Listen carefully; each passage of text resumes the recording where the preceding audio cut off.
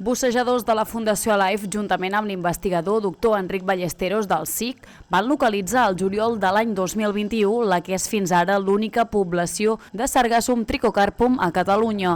El sargassum és una espècie molt amenaçada, indicadora de bona qualitat de l'entorn per ser molt sensible als impactes humans. L'única població coneguda a Catalunya es troba a la Cala Montgó, dins l'àrea marina protegida del Parc Natural del Montgrí, les Illes Medes i el Baix Ter, a 20 metres de fundària i fixada a una roca enmig d'un fons de sorra fina.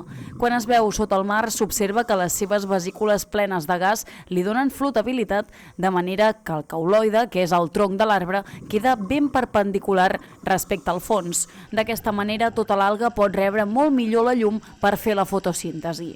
Per tal de comprovar l'estat de salut de la població que van descobrir l'any 2021 i valorar les accions a prendre per assegurar la seva conservació, aquest mes d'abril els han acompanyat dos membres del CSIC, els doctors Simone Mariani i Francesco Martini, especialistes en espècies d'algues vulnerables i en perill d'extinció del litoral mediterrani.